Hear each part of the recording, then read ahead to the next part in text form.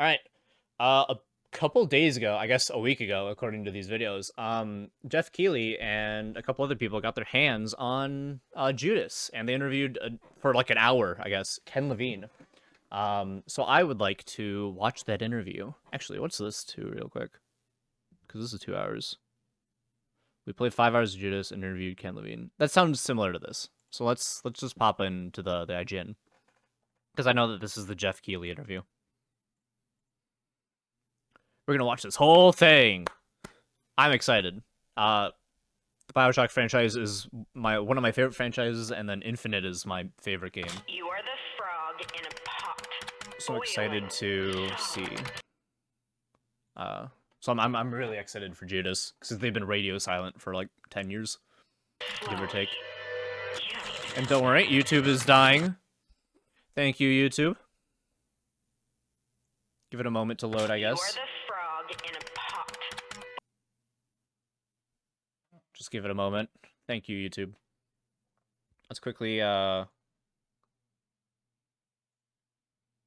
guess reload the page, because YouTube has decided to die on me. You are the frog in... There we go. I would like it not to be that low quality. You are the frog in a pot. You are the frog! Slowly. This is just easy. But I'm here to set you free. Hey everybody, Ryan McCaffrey with IGN. I am coming to you from an undisclosed location in the Boston area. Closed captions with suck. my friend Geoff Keighley. Jeff, you're here because A, we like you. B, you revealed the game that we're here to So I talk kind of about went through on their the set Game last Awards. time. That's right. When we Game saw a little Awards, clip of this. 2022, we had the honor of revealing the next. Was it game really from 2022? Ken Levine, When we saw the which is first named trailer for Judas, this? and you and I got a chance to play 4 or 5 hours of it yesterday. Yes, Yeah. it was quite an experience. But the thing is, even though we've shown these trailers, like everyone sees them and says, "Oh, it feels like it's BioShock in space," but there's so Looks much like to BioShock the in game space. and the world, and no one has had a chance really to sort of dive beyond the trailer. But today, I think we have that opportunity, don't we? Yeah, Ken, you were kind enough. Ken Levine, the creative director on Judas, you know him I'm gonna from move myself to the BioShock, top right. BioShock Infinite, my I think. favorite Ken Levine game, System Shock 2 from 1999, which I still know need to play the dates System me a little Shocks, bit, what are you but gonna do? I own them. Ken, thanks for inviting us down to play the game, and let's talk about Maybe the this. bottom right. Let's talk about Judas, shall we? Yeah. So I want to start Sorry, with IGN. the macro here. Video games, especially the bigger blockbuster games that you are known for making, they take a long time to make. They take longer than ever. This one, I guess, 10 years. But this game, it's been now we're past the 10-year mark since Yeah. BioShock Infinite. So Infinite was can you tell us kind of 12, 13? just what's taking so one of those long? two? And I mean that with all due respect, because I think it's 13. Totally is it? Have you started and scrapped a couple things, or has it been? I'm gonna go and say that is actually the answer. No, people have talked about this a lot, and like when I've like looked through BioShock Infinite's development history, and there's tons of like, let's do this. They see it and they're like, I don't really feel it, and then Ken Levine scraps it, and then they have to make something entirely new. That's like a big thing. Trying to crack this big Yo, what's idea up, that I know Pop-Tart? we're going to talk a lot about here over that time. Like, talk to us about this journey. I know. Yeah, you I also know that they went through enough like trouble that people that signed on back when Ghost Story Games was initially made like 10 years ago are like not with the company anymore. Like people that like worked with Ken Levine for a while, they got like fed up and left. Probably more than people, because I remember I showed you the game on the whiteboard, sort of like my whiteboard drawing of it, and it's evolved a bunch since then, but the core ideas have really fundamentally remained the same, and that can give you a sense of the genesis of it. And then I could take you through, well, why the time period. Yeah. So a lot of it came with all of our games. I think we're trying to solve the thing that we wanted in the previous game but weren't able to do. So Boy, is there a lot in Infinite that they what I couldn't always do. wanted to do was create characters and worlds. Even going back to Thief, when I worked on Thief, the first thing I started with is like this film noir kind of character, and that that setting, that fantasy noir setting. So I've always been very interested in character, because that's why I come from film. But characters are really hard to do in games because of all the things that games do. Combat great, games do exploration great, but characters really True. tough. You could write it as cutscenes, but those are sort of rigid, and you're sort of get what you get, and the player Big doesn't get to Pop-Tart. interact with it much. So a lot of games have most of their storytelling happening in in non-interactive cutscenes. That's never really been my thing. But then you're left with these challenges of how do you convey a character if you're not cut into these big dramatic scenes. So, one of the reasons I was so excited Well, about getting you could do the character opportunity dialogue System without Shock going 2 into is System Shock 1 had, I think at that point, one of the best cutscenes. characters in video game to Showdown. Sure. So when I got my opportunity to dig my claws into that character, I was like, I need to bring her more to the forefront. I need to get the player to have a direct relationship with it. And we moved from a enemy in System Shock 1 to sort of a frenemy relationship in System Shock 2. I am Showdown. And that was super fun. And I had Terry Brosius, who's an amazing actress. And so we were really able to make that relationship core. But still, she was essentially a bunch of audio files, in the game. And you didn't really see her. And That's she all was you kinda talking could to do you at the through time, very though. Fixed bits. To a degree. And there was only one choice you really made with her. I think she tells you not to go into a room at some point, and you can, or you can't. You discover some horrible things she did if you do go in, and she punishes you for that. And gamers love that moment. Yeah, because that's cool. I wanted to, Giving like so choice that's and so reward the and next game I was punishment like, for your How actions. do we bring more character? The next sort of big first person, environmental game we did was BioShock. Yeah. And graphics had evolved at that point enough where the world could be a character, but also we could bring Atlas, we could bring Andrew Ryan, and we could bring Tenenbaum. BioShock is They credited were with all turning pretty video much games into behind more of an art glass. form. The most developed characters in that game were Big Daddy Little Sister, but they weren't like dialogue characters. Yeah. Yeah. But you saw them in the world, in their ambient place, and they feel like they live there and belong there. But we were still like, well, you don't really have a character that you interact with who's not really effectively in a cutscene. So with Infinite, Elizabeth was the big push. Like, how do we get you to have a companion character who you really feel like you're going on this journey with? You're seeing her evolve. That is a scene that will never happen in the actual game. You're seeing her change. And I remember the hanging her, that would never happen in the actual game. And I was like, I said something really dumb. The kind of thing that Wait, hold on, I want to I'm go back. looking with. You're seeing her evolve. You're seeing her change. And I remember She grows we with got you. to this point on the game development, which was fairly late in the development. And I was like, I said something really dumb. The kind of thing that everybody would groan at when you're late in development. Just like, it'd be really cool, guys. What if, what if Elizabeth could get mad at you and she could say, well, screw you, Booker. I hate all this stuff you've done, and I'm going to bail. I'm out. That turns into a whole story segment in the game. She gets upset that that Booker lies to her through the cutscene, and then she leaves for a little bit. But otherwise, I mean, she tends to stick with you. She'll stick with you the whole time. It came out of my mouth, and I was like, oh my God, we can't do any of that, because BioShock Infinite was basically a fairly linear, almost entirely linear experience. It was entirely linear. Story. You're on rails, and Like that's on right. rails, That was the script. Yeah, they were nice. I think that's what he just said there is a good sign of how this development would go sometimes. I guess less specifically, because I mean, I've heard other games like Cyberpunk, when they made that development, they were consistently like told by higher ups, like, oh, put this in the game, put this in the game, put this in the game. I think Infinite was more of a, I don't like this idea, let's not do it, let's do something else. I think that was more specifically. I'd have to go back and look through some of the interviews about people that worked there. But there's a ton of like, oh, I've got this idea, we kind of build it up, and then we kind of feel it doesn't really work anymore, and then we get rid of it. And there's a ton of that in BioShock Infinite. They were super nice rails, I think. I hope. Like more than a normal game would. But we didn't have that opportunity to... You knew Elizabeth, but she didn't really know you. She knew Booker, but she didn't know you. So the next question was... There was almost no player choice in the game. Do something different. Which, fun fact, there's scenes in some of the cut footage, or in like pre-footage before the game, this is all cut stuff, where like, I think you see a guy who's like going to be executed, and you get the choice to just like ignore him and walk away, or you can help him. Stuff like that is like not in the base game. I think that's the same one where you're in the shop, and then Elizabeth puts on the Lincoln head, and then Songbird peers through like the shop's window, and then at the end of it, it ends with you destroying the airship. And then going to Comstock for like amnesty. Almost all of that's not how it would be in the end game, though. Funny enough, that's also when Songbird was meant to be more of somebody that appears outside of scripted moments. How does the world heal itself? Like, if the player takes a radically different path, and the levels were all handcrafted and pre-constructed. So it's like, well, how do you solve that problem?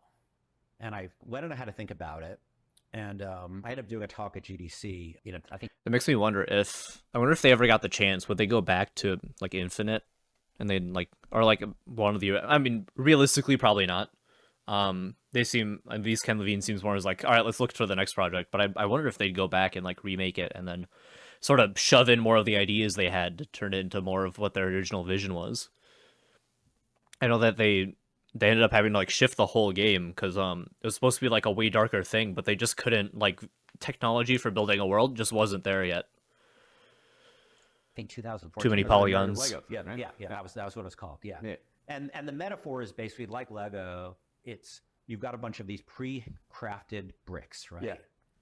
And they're really well designed. And the bricks know how to communicate with each other. They know how to interface with each other. And this is, and this is the genius of it, but you can build, how many things can you build out of those bricks, right? So you have a bunch of handcrafted elements, but they come with them a set of rules based upon how they combine, so you can make almost anything. And you're saying story, not just the actual architecture, right? It's like both pieces of it, right? It's like how there's a narrative. Yeah, or so taking the Lego metaphor, Yeah. we started thinking, well, could we use handcrafted elements, but are not huge entire levels, but sub-elements like lines of speech, pieces of art, texture maps, encounters, loot, even the layout of the whole experience, Yeah. and make those out of modular chunks, and then teach the game. We call it pseudo procedural because it's not like Minecraft where everything's being generated off a set of pure mathematical heuristics. You build all these smaller piece elements in the game, and then you teach the game how to make good levels, essentially. Okay. And good story. And good story, Yeah. and most importantly, reactive. Sort to of like what you Isaac, do. maybe? So when you decide to go, I'm not doing that. I'm going all the way over here. Then the game knows what to do, because in BioShock Infinite, the game just would have panicked and said, I can't do that. I can't do any of that. And so, but that was a major R&D task, because, again, the gamer may not care about the sort of, there's some gamers who I think are super interested in that low level of detail, but the gamer just wants the great experience. So for us, the goal is, how do you give the gamer a game that knows them? I'm not the kind of guy who looks at each So I'm blade of grass to guessing see if that it moves correctly when cracking I that jiggle with it. new problem, because I don't think anybody's really done that, at least on the scale and the Not on way the in scale, which I you're think. attempting to do it. I think a lot of like roguelikes and stuff will build those like level layouts, and then the game will sort of know how to put it together in like a random way. But I don't think it's ever like a AAA quality. It's like a Hades or like an Isaac type of look. Nothing that graphically like intensive. that took or, longer than you thought it was you know, going to take. That's right. 'Cause computer I think intensive. For a while, the perception was that, Ken's like not going to make big blockbuster AAA stuff anymore. He's going to scale way down into something smaller. Was that? Yeah, I a correct think- perception. Or? So I definitely didn't. I think want I to do had like that feeling Infinite, too. I think I had this idea that I want to like make this massive, Less thing big that appealed epics. to a huge audience. We made it much more action oriented, and the scale got huge, and the team got huge, and I thought, and I wanted to make something that wasn't as blockbuster. I didn't want to do another huge like action movie, because I did it and I was exciting, but then I'm like, okay, I did that, and I wanted to turn more back into the player interaction, the player having more of a voice in it. And at first I thought, like you said, it was going to be like, we'll do this sort of double A thing, and it'll be kind of experimental. But then I guess I don't know myself very well, because Before he goes into it, yeah, I thought they'd kind of not like Until Dawn or something like that, but sort of similarly, where obviously it's a bit more, you've got a bit more control and everything, but then it is more story focused, and then your choices kind of affect the story. That's kind of what I think everyone sort of thought they'd end up moving more towards. But as we started to develop the world, Judas and the is clearly setting, not first of that. all, the technical problem. I don't know if I was surprised by the challenge of the technical problem. Actually, we had certain things very early on. Like, you probably recognize like how the lines of speech are strung together. You saw a version of that very, very early on. This sort of Lego of the dialogue and the environment. You saw very early versions of it. So those series tested out very early about how the Lego pieces are. I wonder how much together. dialogue But they then have as I written started out thinking and about, recorded. who is Judas? What is this ship she's on? Who are the characters? And at first, What we is had the story very, of everything? Yeah. very different takes on all those characters. But Judas was more consistent.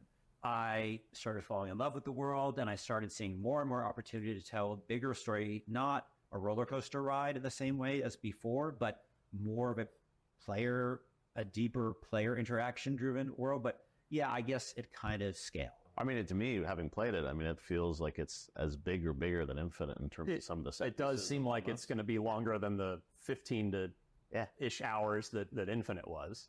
Yeah, For sure. Yeah, if you I'm went through talking it about really quantity. slow. I think that's look. I also Infinite's like 8 hours. If you like know what you're doing in the game. Infinite's not that long, frankly. take that. So I remember when I was young and I didn't have any money. I remember when I would buy a game and I would spend, especially back then, you spend $50 on Nintendo cartridge or something like that, and that was, I don't know what $50 is now.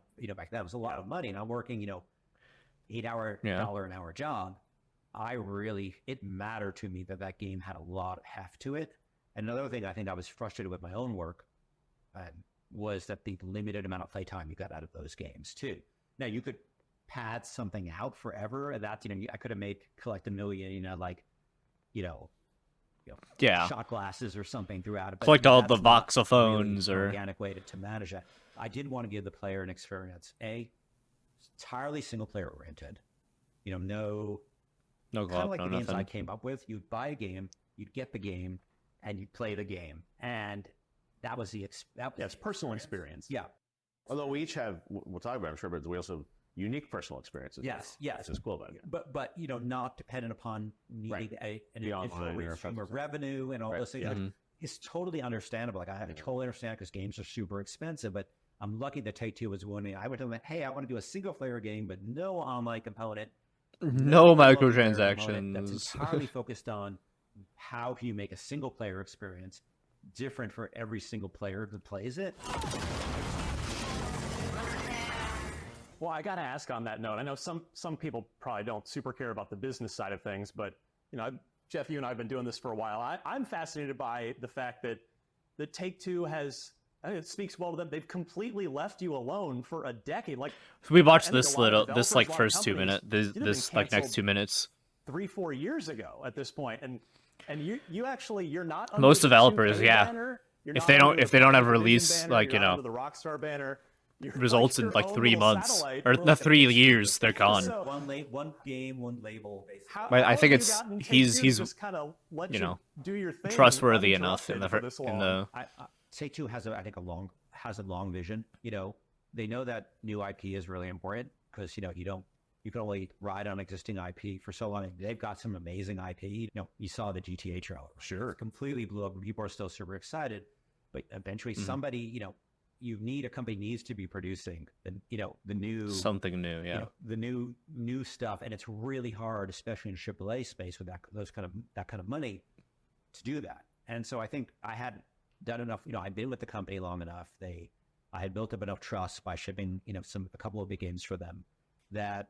Yeah, And only also I like have a 3 good enough giant relationship games, with the management incredibly that well acclaimed I'm games. extremely transparent about expectations, and sure, but they probably have liked it that go faster. I'm totally understandable. I'm sure they would have, but I just keep them in the loop. I say, you guys want to come play the game? You guys want to see any documents? And generally they take a more hands-off approach, but we do regular meetings with them, going over financials and all that stuff. So we're extremely transparent, and I think that really helps. And they value transparency, and I think they also know what they're good at, and they know what I'm good at, and so they put a lot of faith in me. I don't know if anybody else would have, because even with my I have a reasonably good track record. I think most It's still most a lot companies of would trust, not. and I deeply Yeah. appreciate that.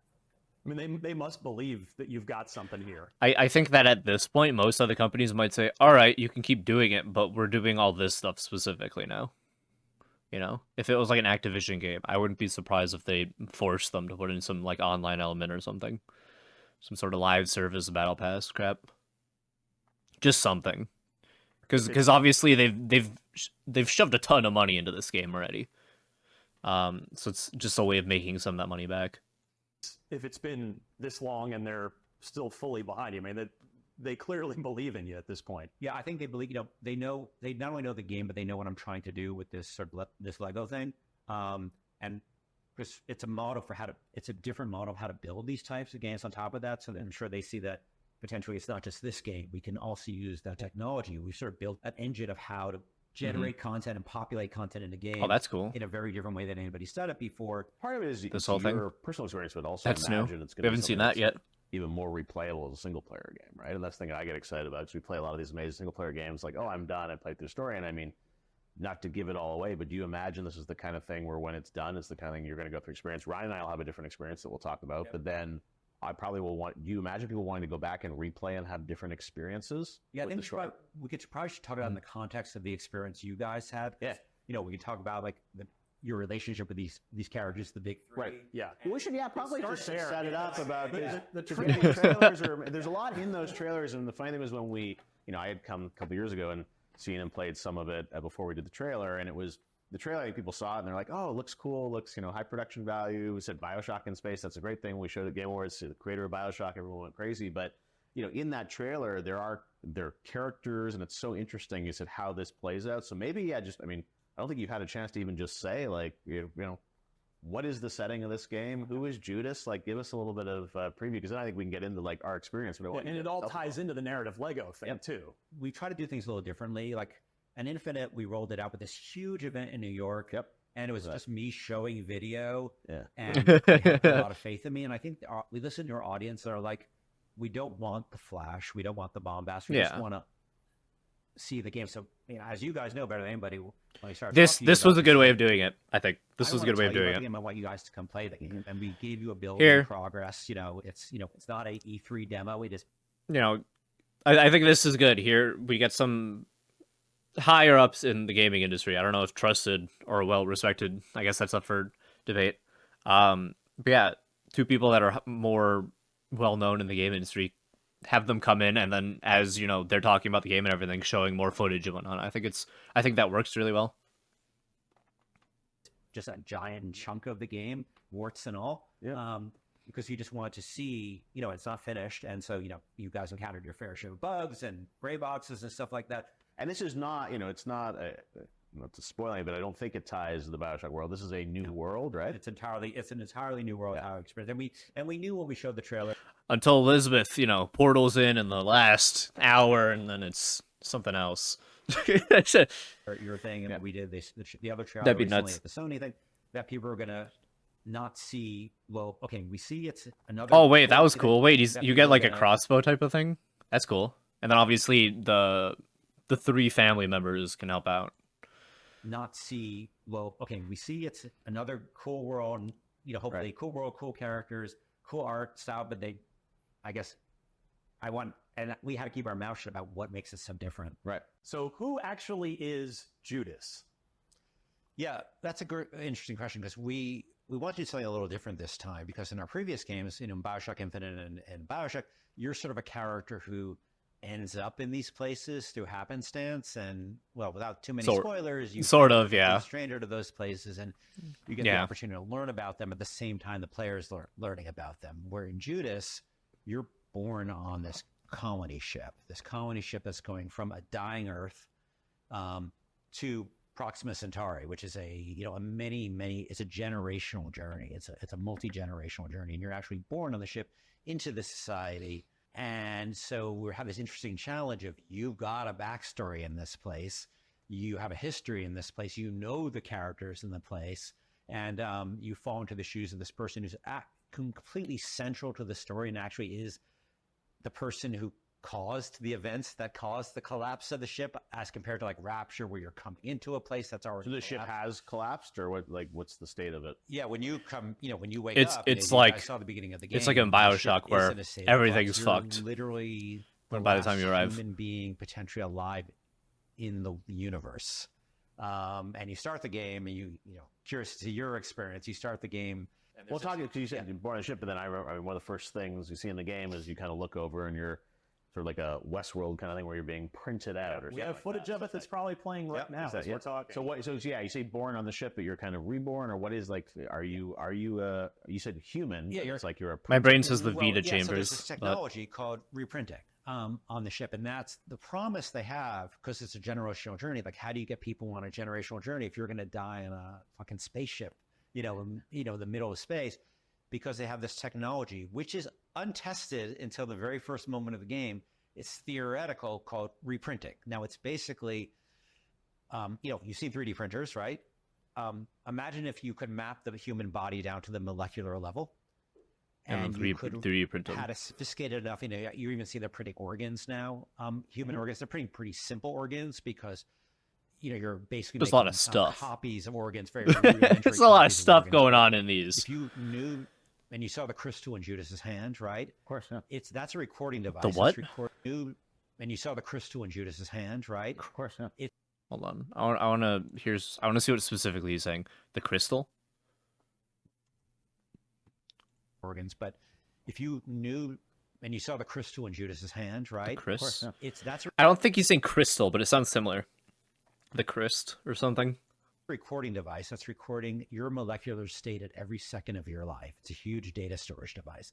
And they use that's essentially the matrix to use sophisticated organic 3D printing to reprint you after you've died at any arbitrary moment in your history. Yeah. Now, Respawn we system. get into some philosophical stuff here because, in an entirely Technically material- not the original you, and universe, your memories, your personality, your experiences, they're really just chemicals in your body. They're proteins and they're, they're salts and the water. memories all are those just things. And pulses if you sent through can your brain. Make a duplicate of that exactly is the thing that's being printed you. Ship Theseus. Or can you modify it? Well, that's another thing that happens in the game. You see, when you start, your crystal has been damaged, so you're reprinted without certain of your memories. Right, so they're like there's sort of Tetris blocks that are kind of Yep. the same. Yep. So with those critical sectors removed, you may be experiencing severe loss of memory.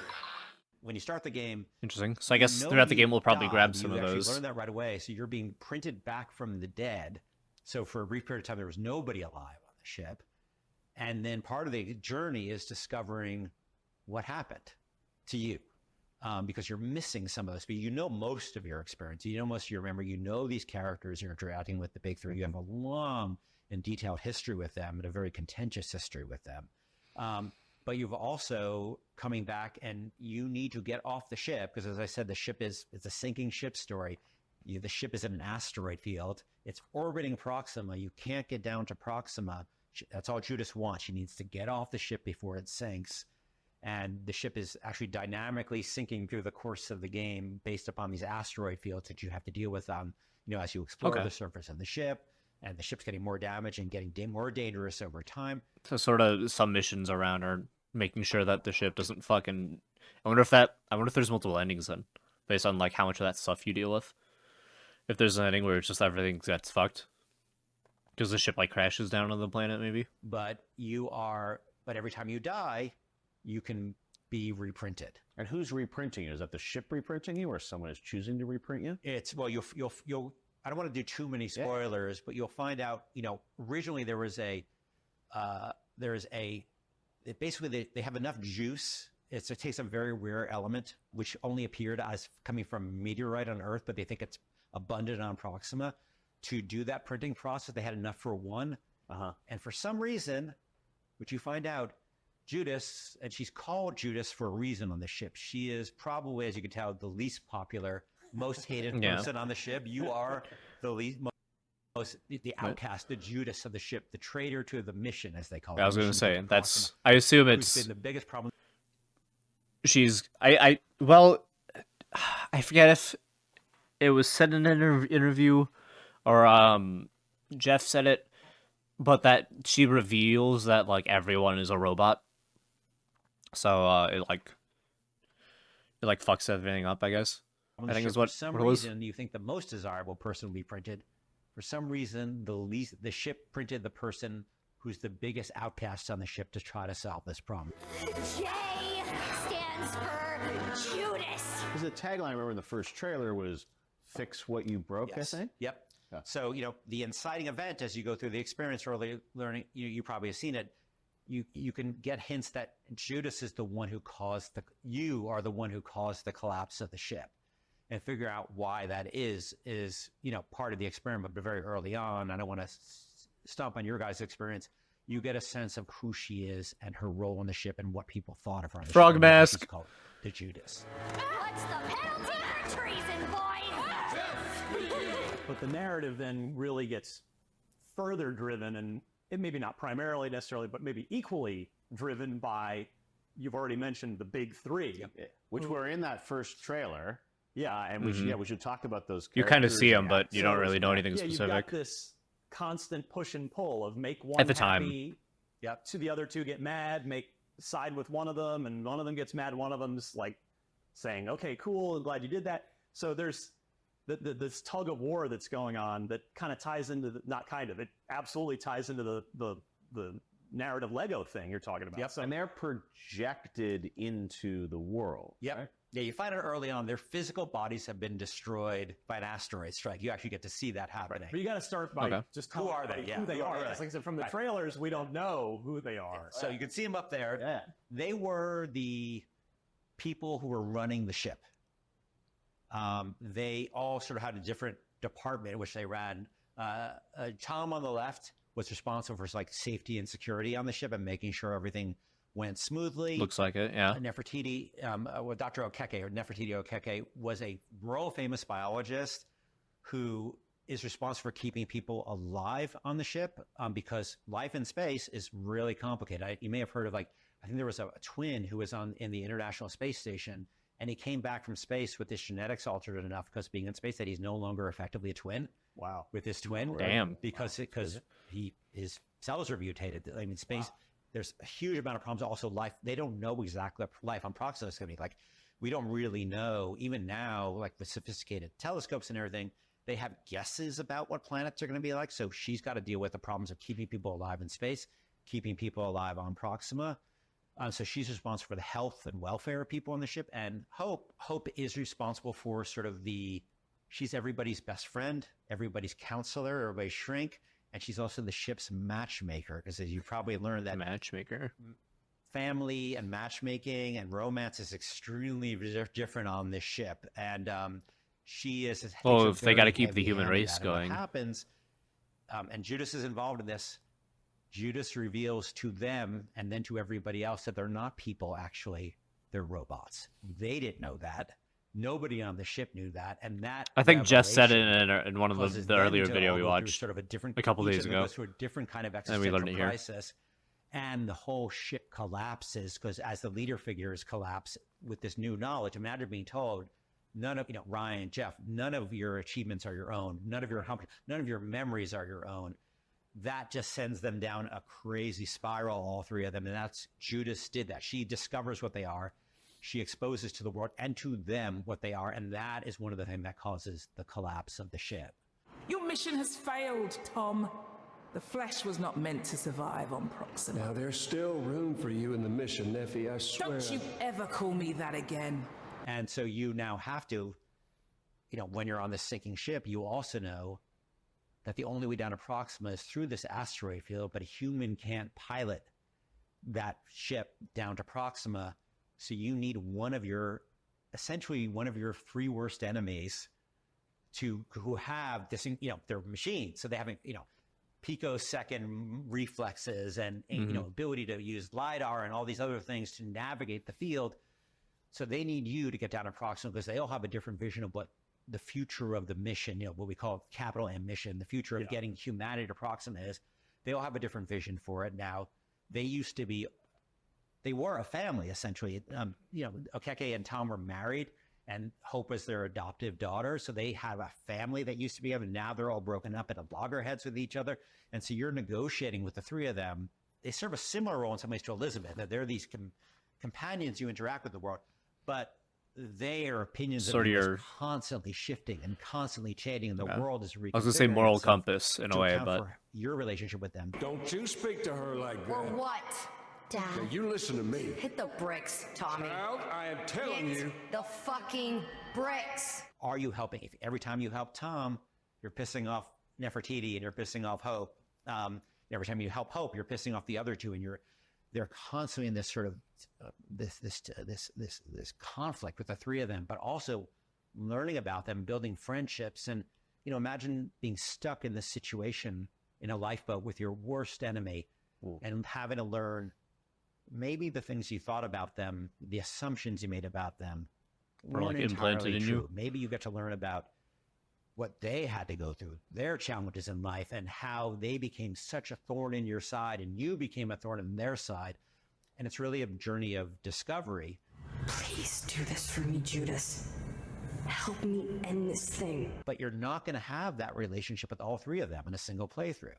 You're going to learn the more you say, if you ended up, you know, you go through the experience and you don't choose somebody at the beginning, right? To go. Well, that's why I love that they're all those sort of three. It seems like you can choose none of them as you want. And then you're interacting. You with them. We see can these you can moments sort where of we were try playing and keep stuff everyone sometimes, neutral, you know, is what it sounds early like, on, or you there's can that hyper scene with focus the- into one. The three of them in a family moment, so it's like they know each other, but then they're breaking off, and they're talking to you individually, right? And there are moments where they'll project in, and I had one where like I was trying to get fuel for the ship, and then because Tom was upset with me, he like, you know, pushed it away, and I didn't get it, and things like that, because he was upset that I was spending more time with one of the other characters. So these are sort of living dynamic relationships with all three of And them, that's right? all the narrative Lego stuff, right? Yeah. That's, Like it's in effect. absolutely. Like, So while I think that stuff's really cool, I think a lot of people are not gonna like content being locked out because they just they weren't nice to somebody. I can see a lot of bitching over something like that. We'll have to see once, you know, people really get their hands on it. But that sounds like right there, like if you are like locked out of doing certain stuff because of how you sort of play, I think a lot of people typically don't like that. But also, it's fine if the game's just not for everyone.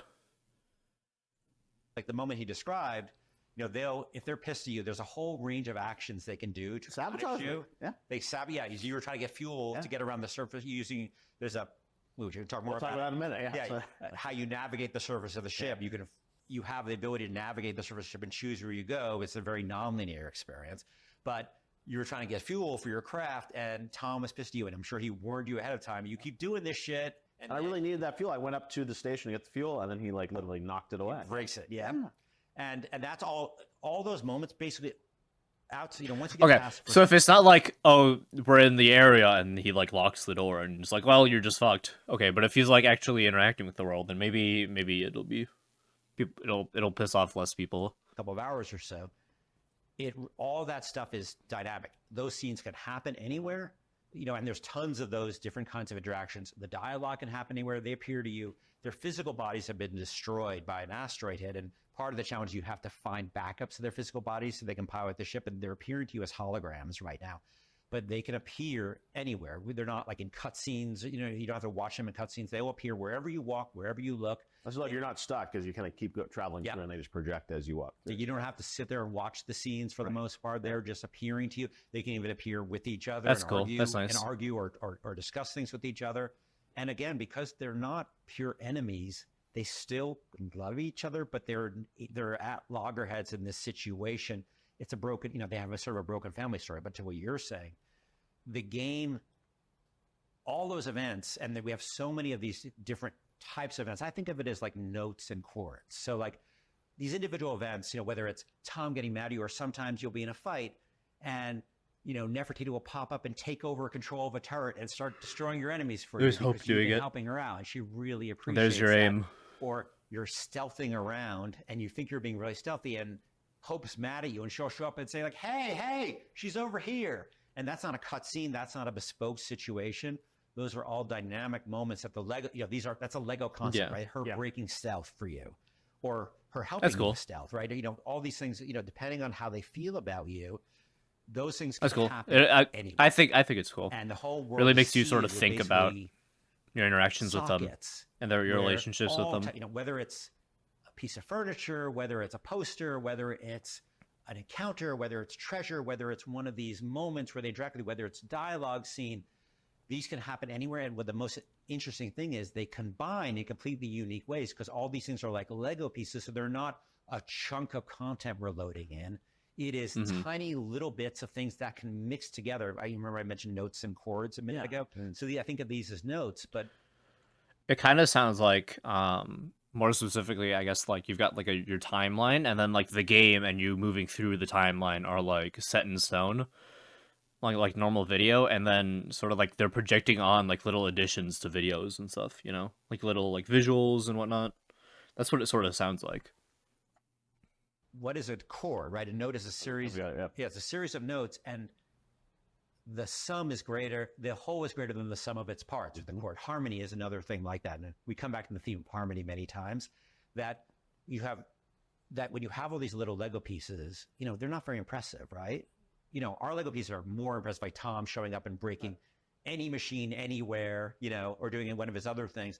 But because they're mixing with other things that are happening at the same time, which are created independent of each other, the system brings them together to make these larger chords that make unique moments. Like you didn't have that moment, and somebody else could have had that moment, but in a completely different context, at a different level, with it, you know, in a different state with the big three, a different, you know, a different standing state, because you can see you also track your relationships with them. Yeah, I was just saying, is there's like almost like a reputation system, for lack of a better term, with each character. That's So what it sounds like, a is reputation the goal system. as a player to sort of keep everyone happy, or eventually you're gonna, you know, it feels like I'm going down one path with one character, and someone else is trying to convince me to go down that path. I figure So it's gonna end up being that way. You interplay go down a between path, all of but them, that's kind of what you want, right? Is that you're kind of, you know, it's not like you pick one path, as you said, and then the other two characters disappear. It's like they're in your face, they're trying to convince you. So it's like, are you trying to? I mean, everyone will play differently, but is the idea that there's going to be that constant back and forth that you have to sort of manage? There's, you know, manage to sort of an equilibrium, or do you feel like eventually you're going to go in one direction? Well, eventually, because I feel like typically players will like, oh, I like this character and how they present themselves and sort of their shtick, and then they kind of go in that direction.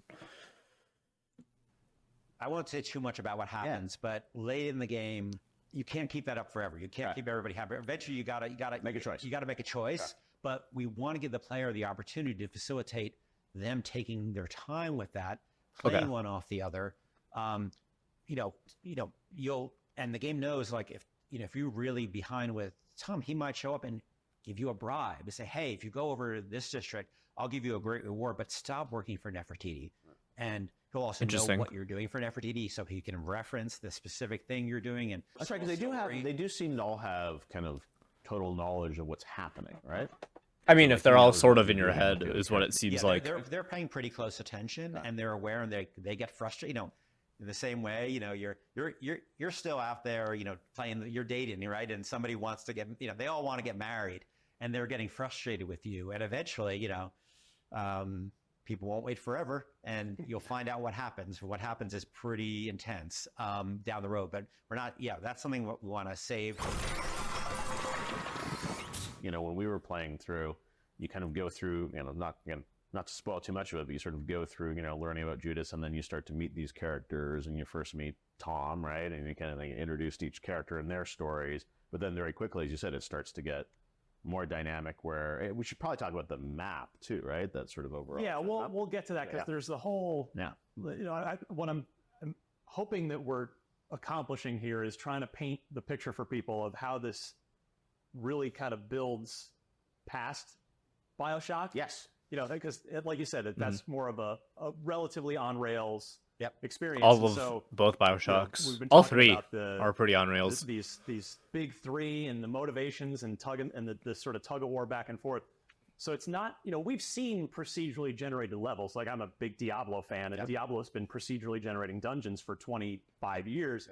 But what's really interesting in Judas is that you're procedurally, or you're narratively Lego assembling the actual story as you go, not the macro maybe, but the micro of the story. And like, I don't know, we were talking after I can't imagine the amount of writing and fucking voice recording that it takes. I'm curious to hear a number from them, just like a ballpark. Like, oh yeah, we've written out like 60,000 voice lines for each character, something like that, just to make sure that like we have something for everything, so it feels, you know, more organic than you know, we only recorded 10,000 for each one, and then it pops up here and there, and then we reuse them. Session yesterday, Geoff, and I actually, and I'm not just saying this because you're sitting here, like I forgot that that it was all sort of procedurally constructed as I went. Like, it and the levels too, right? That's not just the geometry, but. So I'm curious, if you leave an area and then come back, is it the same area? Does it look the same, or is it is how it's sort of oriented just changed a bit? That's what I'm curious about right now when they say procedurally. Because my brain immediately jumps to, oh, okay, you boot up the game, and then every time you go to an area for the first time, it'll figure out how to make the area work in like maybe its own unique way. And then it's like that for the rest of the game. And then you boot up a new save file, and then it does that same thing, and it's like a different area, but you know, you still see the elements and everything. Or is it like every time you go to that area, it rebuilds the whole area? in like a new way that like works. But the actual the narrative bits too. We didn't want the audience to have any. We didn't want the audience to pay a price for the pseudo proceduralism, like that they were getting a less interesting looking level or a very repetitive thing, and that's why we sort of use this hybrid model of we handcraft elements and then that are very handcrafted, but they're You get some small beautiful and they cinematic combine. moments. Like there's that. I think we have footage of one of the ones where Classic kind of BioShock caliber. and Judas memories. Those are the crystal. So there's one moment where like you get some of her memories, you get to play with those, which are the e-ticket sort of big crazy moments. But then, as you said, with these moments of the big three, those levels, as you said, feel handcrafted. And as you said, I think there are things where posters change and other things like that. But then, like the narrative, also, as you said, I think is It has to be like, when I was talking about BioShock Infinite, the problem was the world couldn't heal itself. If we wanted the player to do something different, I don't want to go down this corridor. I'm going to go over here. It's like, the game would be like, no. So we had to, I think, if you're actually to bullet point the big differences, I think in terms of the BioShock fans, they're to get those big story moments. I think some of that's just kind of, the time period. Games were sort of like that, You couldn't just suddenly make, especially on like the scale of like Infinite or something, you couldn't just make the game work like that. If it was like something smaller, like Binding of Isaac, like sure, that works because it's all really small, Nothing in it's very intensive, but yeah, I feel like big games like that, unless it's like some sort of open world game, sort of like a Red Dead Redemption or type of thing, you kind of have to make it, work the one way.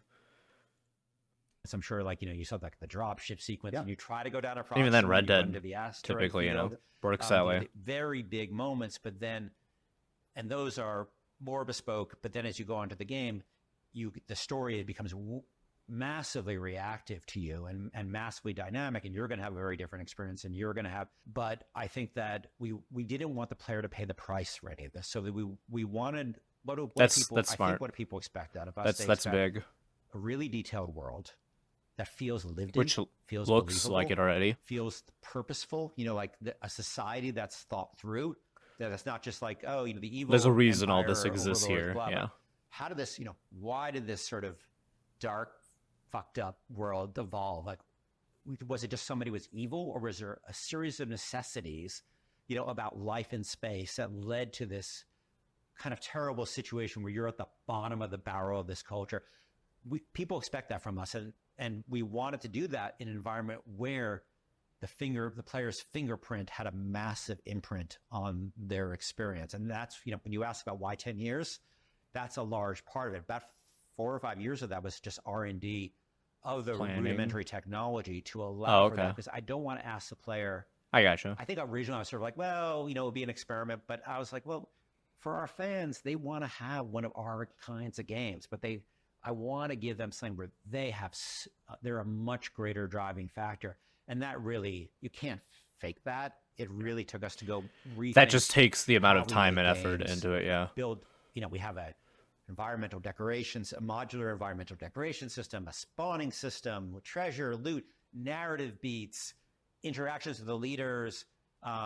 Spawning system for treasure and loot. Can I grind out tiers of something? How you generate the maps, You know what I mean? how you generate I don't like this the gun. I'm layout gonna of the surface reset of it. the ship that you move around on, the macro moving around the surface of the ship. That's all being done through a bunch of heuristics, dynamically reactive to all the things you do. And it was a huge amount of work. And that's, I think, why that's why you don't see that a lot of this, because most companies wouldn't fund that. Yeah, that's the bottom business line, I guess. And I'm really lucky. I agree with that. I'm super agree with that. Lucky. Most of the big companies would not fund something like this. They look at it too risky, too much money being thrown at it, not enough guarantee for return. Make a live service that'll fail. I had somebody believe in that, because I think it would make the battle pass. As you said, most other companies, it would have been too much of a risk, especially when you're talking about some AAA production. Yes. Yeah, I mean, there's a few more layers we got to get into. You mentioned, Geoff, the sort of the ship Which layer. is why indie gaming is doing so well now, because they're willing to take those weird risks, whereas the big game companies are kind of stuck doing the sort of cookie cutter things that they know works and will make them the money back. It feels like a lot of big studios aren't willing to take that risk anymore. unfortunately. I mean, the Mayflower And that's why is indie games are doing so the well. size of a major American city, would you say, right? Like it's not just like a little, ship from Alien, right? It's like a whole. It's a colony ship that had to carry a massive population. So It's like if you took effectively fucking Los a Angeles city. or Chicago or something, And, or New York, you know, and just shoved it unlike into the Rapture or space. Columbia, it's not just a city where you're sort of seeing the fake stuff in the distance. When you look out the windows and you see different districts out the window, Fake stuff in the distance. There's tons of moments in at least for sure in Infinite. I guess I don't know. Well, sort of in BioShock as well, but I think it's to a lesser extent because they don't have to worry about people. But certainly in BioShock Infinite, when you take the camera far away, it's just a bunch of like low polygons and everything, when you actually traverse the surface, just of the to ship, help those are give the all real. illusion that Those are it's places you busy. can go to. It's not. I wouldn't say it's an open world game in the sense that you don't like get in a 3D vehicle and drive around. Right. You're sort of, you guys can tell me your impressions of how you travel around between. Before they say it, I'm gonna say I assume it's like BioShock, where you have the bunch of different worlds, and then you have the bathyspheres, which let you travel between the areas. But it's not like hey, I'm here, I'm just gonna walk over to the other area. I don't think we should ruin how you get around. Okay. It's really good. Yeah, but I do think, as you said, that part of what I loved about it is, your other games have been amazing linear stories, and you can move around the environments. But this, when you do get to, sort of a little bit later in the game, we're about to you see how you get around the environment. This is for sure how you get around the environment. World, but they're definitely like missions or opportunities with the big three or others where you can go off and you can play that in any order you want, right? And there is this sort of, it's almost like it is kind of like a top-down isometric sort of strategy map almost that appears and allows you to sort of navigate around. You have to think about how many steps do you have, and you run out of fuel, and so that I assume, even though we've only played 4 or 5 hours of it, I assume that becomes a big part of the game, is sort of deciding how you're going to play and navigate through. So you're moving around the ship, but it's sort of a fast travel in a way, but it's sort of done on this strategy layer. Yeah, do you want to go right to different districts, and when you arrive at district, then you're in a full sort of BioShock style level, where you can fully explore. But there's resources on that traversal. What do you pick up? How do you spend your fuel? Do you want to get to this district, or do you want to work for Tom over here, but he's really far away? What that says is that you get the fuel for the dog, and then as you're probably physically making the dog move there. That, or you're telling it to run that way, and then you could be like, "Wait, stop! I just saw something out the like front windshield. Let me get out and grab it." Or maybe I saw like a little path there, maybe a little secret thing, and I wanted to go look down it. So dog, stop! Let me go look down that, and then come back to the dog, and then you go back. Way. And hosts offer you the special reward, but you really have a good relationship with Tommy. You don't want to piss him off. That's what it sounds like. Making all these choices about these relationships, but also about, the needing resources, because Judas is a engineer. She's, one of the things about her you probably figure out early is she is a sort of, in a society where nobody's allowed, I think one of the themes you can sense is that automation has taken over, is a major component of the ship. In fact, that the ships are literally run by machines, even though they didn't know they were machines, because, the guy who created the ship knew people wouldn't accept that, so he faked it and made machines that thought they were people. But Judas, nobody's allowed to know about technology on the ship because they don't want people to know about technology, because they don't want people to find out that the truth about the ship. They don't want people to do exactly what Judas did, which is screw everything up. She's sort of like, the Newtons and the Da Vinci's of their time, where there was no real colleges that taught these kind of things. They had university and things, but these are really people in all the early inventors. And I just said, were self-trained essentially. And Judas trains herself and becomes a brilliant engineer. And part of the game, I think that's really fun, is that you get to see her get inspired. I assume some of the upgrades and stuff they see inefficiencies, are various engineering type of things, like you getting new abilities through it. Efficiencies, seeing problems, and then engineering solutions that eventually, through a process of what we call brainstorming, she eventually gets the ability to actually use that 3D printer to make. Well, you see that when you're in combat or something, and there'll be all of a sudden, there'll be this little thought bubble that pops up, right? Which is one of those great. Well, and on that note too, I want to see that. Show me footage of that. Even talked about. Wait, we haven't seen footage of that yet. The mechanics, yeah. Good point. There's a lot. I know. We've been showing the B-roll that people get a good sense of it as we've been talking, but the other sort of major differentiating factor, I think, compared to your previous games is without giving the details away, because the details in a Ken Levine game are best experienced yourself and not spoiled by Agreed. by us. But Great. Yeah. by two guys sitting at a roguelike table. loop to this game where you do improve yourself, and you can improve between runs. There is health around, but it's scarce and it's not always easy to get to before expiring, before you keel over due to the enemies, which I really want to talk about. That's the enemy design in this game too. But can you start by talking about the roguelike loop here? Yeah, I think like all things, we never set out I'm like curious when we about did this. System Shock 2, we never were like, let's make an RPG to compete with Might and Magic or with Ultima. We think of game design elements as tools to help tell a story. Like we call internally, it's really refining on, we call it a Judas simulator. We're not trying to make a first-person shooter. We're not trying to make a roguelike. We're not trying to make, as you said, a strategy game. We use elements, and I've always done this. I've taken elements from different places. System Shock 2 was pulling RPGs and shooters together. I wasn't trying to make the most RPG of RPGs of all time. I just want to give the players choices in how they grow. So, yeah, as you said, when you die in this game, and I don't want to talk super much about what that narrative experience is, because it's pretty, people are going to be pretty surprised by it, about what that is. But yes, you do have the opportunity when you die to go change yourself, improve yourself, increase, your tool, change your tool chest, which is a pretty broad and varied tool chest, and change the Mayflower itself. Interesting. I won't get into a ton of details, but as you're going through the game, So as you die, there's like an upgrade screen, I guess, in a way. What is it? Is it Sifu that does that? No, I think Sifu does it in a different way.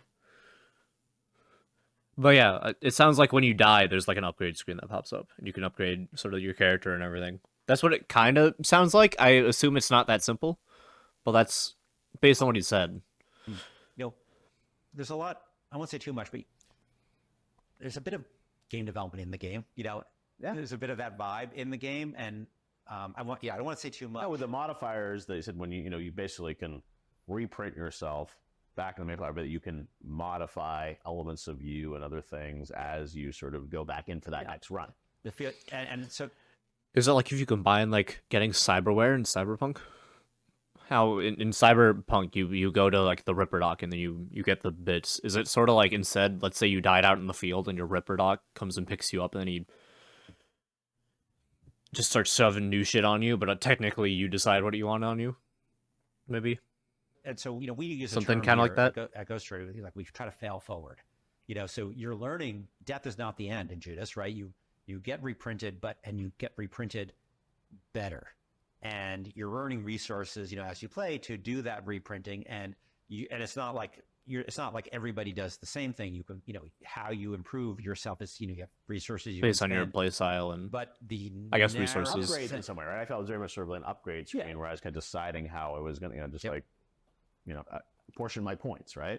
Yep. Yeah. And I think we're going to push further in allowing players. Do you have to really die for that then? Is the like question. Our other games, there's stealth components. There's sort of a left-hand power component. There's the weapons. There's environmental interactions. And we're all sort of new and improved versions of all of those. That's also that we said Ryan. We'll talk about though. That's the very BioShock nature of the hand powers, and I mean it feels. You look at that and you go BioShock, which is probably why the trailer. It's like any game had at a this lot of point. people thinking it was BioShock in space, because the moment-to-moment combat is going to look fairly familiar. Like BioShock. There's firepower. It looked gameplay-wise, it looks like BioShock. On the ground, that's leaked from a barrel that you can, if you've got the firepower, you can. The literal firepower, you can ignite that. And now we have this new hacking system in the game, which is, BioShock, we had hacking, but it's basically, it was a pipe tree. It was like a mini game. Yeah, it was a mini game. System, in one, it's the mini game, and then in two, you throw the fucking possession ghost at it, and it just auto hacks. In BioShock, you sort of have the left-hand powers and the right-hand powers, and now we have an additional, Judas is a hacker. And so she has this sort of fairly dynamic system where she could mix sort of nouns and verbs to create effects, like for instance, oil. Like BioShock, cause oil to emerge. We've seen this. Oil, create dynamic oil puddles on the ground as they're leaking around. You can make them.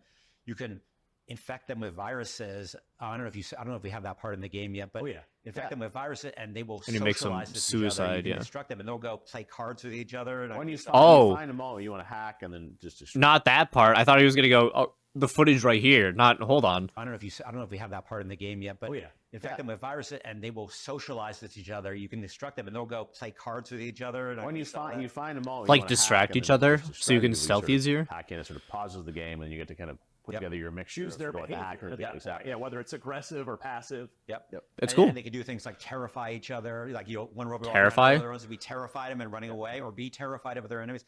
And you're using that. That's really cool. What we try to do is keep giving the player control He's over about to the say it. environment, so they can see an encounter that kind of looks overwhelming at first. They look at their tool chest and like, okay, how am I going to go about this? I was about to pause and say you know, this hacking pretty is just much. another tool for that. But like you said, Giving players ways to deal with things that in ways that they like. I'm not going to Paraphrasing what he said. doubling down on things we've done before, because I think No, that stuff works. I think people like Yeah, that. some of it works. It's good. Is going to Yeah. feel familiar to. But also, I think, as you said, with the hacking, I think it feels like it's progressed from. Like, Yeah, the it feels familiar like that we the liked, next and then step. Just adding a new element into the mix with the hacking, and then obviously the powers and the upgrades of Judas. I mean, there's a lot going. Yeah, on. looking back at old things and then saying, all right, we obviously bring it forward, but how do we develop it a bit? And that's what this naturally seems like. Like, I don't know if we'll have the footage to show what I'm about to ask you about, but like, you're playing the game every day. What's your favorite kind of go-to power right now that you're willing to reveal? Let's say it. I think I can reveal the one I'm most favorite about, but what I keep pushing for, and the team keeps pushing for, is how do we put more elements in the environment that allow you to take control of the environment? 'Cause that feels really powerful when you take control of the environment. Like, you make an it oil does. leak on a guy. What's that emergent behavior? Socialize, It's like the right, just like Lego blocks. Put that, it's like there's narrative Lego, but I think there's even sort of skirmish gameplay Lego of sort of how you put these things Yeah. together. Because we don't want to dictate how to play any encounter. We want people to, like, some guys are going to be stealthing around. Some people are going to tune that all those rewards and punishment leaders give you, that those can happen more frequently. So you're then depending more upon them. But of course, then if you're spending points on that, you're not spending on points as something for yourself. So we really want. I'm not even commenting on the newcomers to footage be we're seeing, because playable, typically it's the playable same from a footage variety we've of seen different for a while. approaches. But I've always liked the combinatorial nature of things. So having your weapons, having your left-hand powers, having your hacking, having the environment, now being able to take control. Because Judas is an engineer. We knew, like, she has to control machines, right? So based on what he said, actually, we can relook at this an now and engineer. recontextualize We it. knew, So this is like Sen Program 2. This might be the fear thing he was talking about. This might be the aggression thing where he was talking about, where did they get more aggressive towards maybe allies or something. This might be like fight and then do a specific thing.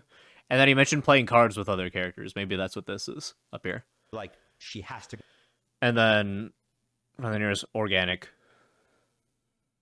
robot and do the thing. Control machines, right? She is super powerful when it comes to controlling machines, even though they're her worst enemies. Giving them viruses, having them socialize with each other. If you want to get through an area, you're being stealthy, have an enemy terrify the other enemies so they all clear out of the door you're trying to get through, or go in guns blazing, go in, using your left-hand powers, in altering the environment so more of the hazards or fewer of the hazards show up, through the. I wonder sort of how. rogue. I wonder in stealth how much of the powers you can use without getting alerted, though. So if you're like, well, I don't really see a way getting through this stealth, or maybe I do want to fight this, but I don't want to go in, and then as they're firing at me, do all the stuff. Is there like, can you set up the terrain and then start the fight? Probably. I imagine you could. Loop system where you're It seems modifying like the hacking stuff specifically doesn't cause a lot of noise or anything, whereas using the powers would. Mayflower.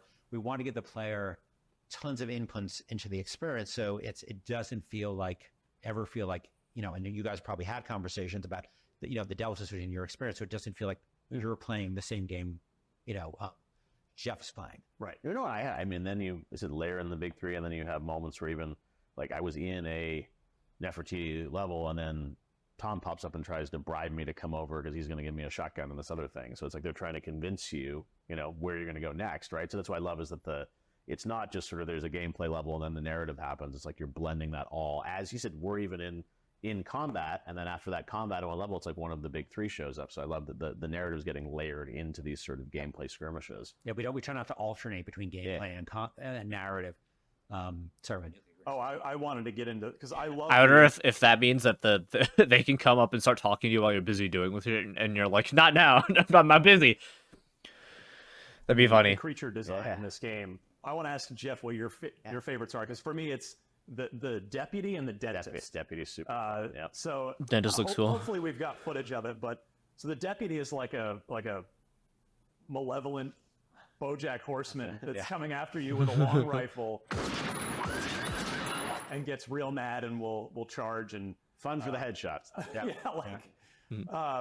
And then the dentist is probably more of a disturbing character, and that it's a person. It's a dentist chair. It looks a bit more sentient, BioShock robotic, original but BioShock it's got a Infinite person idea. in it, like a body in it. So can you kind of talk about you and the design team, the art team? Can you talk about some of the either inspirations or just where the hell these what is the these characters- fiction these enemies behind came people from? see these enemies and sort of like they're on the ship, but like what are they protecting? Like why are how are they antagonists? So the backstory is that as the ship got more and more automated and all human roles started getting replaced by machine roles, they focus tested to what would be, in the same way like Siri or Alexa, is it? Nice. We got to keep that moment in. Is an interface, right? I mean, underneath the hood, she's not a warm-sounding human being. She's a bunch of bits and bytes, right? Yeah. They wanted to put a happy face on these things on the ship.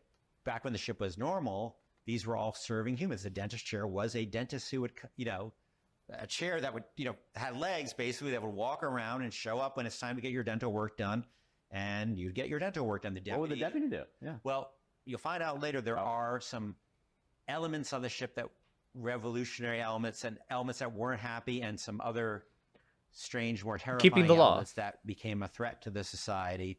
Although And the deputies were sort of both a police force. Oh man, are we getting some weird fucking shit then? Are we getting some like well, so in early BioShock 1 development, there's a bunch of like fish enemies. It's like humans sort of morphed a bit more with fish type of creatures. And then early BioShock Infinite had a bunch of like tears would be more natural things, and then people look at through tears at other selves, and then they'd like morph with the other person, like the other version of themselves, and you get like a three-faced, four-legged or like three-legged creature, or like two faces that are like stretched together with each other. I wonder if there's shit like that, some sort of weird hybrid alien thing. Maybe with this fucking element, totally like Also fucks up kind a of person. Personal security, because you may have seen them. They're not functioning yet, but you can actually rent a deputy at places and he'll work for you. I did see that. Yeah, it's not functional, but eventually you got to go up to it, and basically it's sort of very similar to hacking them, but it's instead of using hacking, you're using. I just realized there's totally dudes in cages and everything. I wonder if these are the like revolutionary. So one of the cut enemies in BioShock Infinite are people that would typically be caged up, and then if they got their hands on human flesh, they'd like eat it, and then they turn into monstrous versions of themselves. Now that's probably not what this is, but boy, did my brain just go to that. The money system, which is called social They become credit. a companion to you. Yeah, and they'll hang with you and protect you for a period of time. And so you'll have that with different types of enemies who you can use as bodyguards. So that was part of the ship. But they were all trying to be a friendly face on machines, because they didn't want people to be alienated by machines. And that's what you see now. You have, ChatGPT. Sometimes it gets really creepy. It has, it acts human. It's so weird when it apologizes. Like, I'm like, dude, don't apologize to me. Just be a machine. So originally, I think the first idea I had, Some Neurosama shit. had more just traditional robots at one point in the game, and they were just very robotic looking. And then I was like, That's right. Because when I was here, I don't know, probably 6-7 years ago, you had it was a lot of robots rolling around the ship, and it was very much like it's sort of like I don't know what do you call the sort of the traditional robot, like the three-legged sort of robots that are what do you call them, like trunks or whatever they are. What are the main? I get what he the- means. The like sweeper bot things. Yeah, what I don't know what you call Oh, the it. fix-its. Fix-its, Yeah, yeah, they're, fix-its. they're like the janitors and the Exactly. maintenance. And I think bots. that's where when I first years ago that was a lot of like fix-its I felt were on the ship, and then you started adding more personality. I think. Yeah, and so you actually see those old designs as designs they threw away on the ship. You actually come across like labs, and I think. You may Oh have seen fuck! some of that. We have some of those old Concept art or like cut shit in the game. I love that. I'm a big fan of that that. got incorporated to the backstory of they kissed a bunch of frogs along the way, and they put those out, and people were like, "Oh, they're weird. I don't like them." And so, they had the idea of what if we made them more friendly and more fun. And so the deputies, even though they are, basically a security police force, who is, when they have to put the They look smackdown fun. on, They put look the friendly. smackdown on, they're kind of these adorable country bumpkins who, Yeah, a now kid would since see it and Judas trust it. But I think it's broke fun. The ship, they've now become psychotic and hostile to you, where before they were, they were the friendly face of the ship. So now you have this interesting tension of, and I remember when I first came up with the idea for the deputy, people are like, oh, what's the horse dude doing there? But then as the aesthetic evolved and the world became more colorful and more, it all started making more sense to people. I don't know how you felt about them, but you saw. God, I would kill right now to see some of the early. If that didn't initially work and people are like, what the hell? This totally doesn't fit. God, do I want to see what the game initially looked like as well. All them, but we've had that experience. At first, when I showed people the design, they're like, well, why is there a horse dude, as this deputy? But it was really about making, these seem feet, and we see this with, machine design all the time, of trying to make it seem like a human, trying to seem it much more accessible to people and minimize this sort of computer interface. So what ultimately do you want players to take away from this thing? I mean, on Infinite and BioShock 1, it's, like you said, a pretty linear situation. Most people are probably going to take away a similar thing, like, wow, I've just got taken on this cool story ride. I just got my mind blown. There were some big narrative stuff, moments that may have surprised me. But this time around, you've given so much more player agency. So, what are you hoping that the player takes away this time around? I think at heart, it's that water cooler moment where you're talking about, because as you work with one or more of the big three, it's not just, you're building cred with them, you're farming standing with them. You're also going through a story with them, and you're learning about them, and they're learning about you.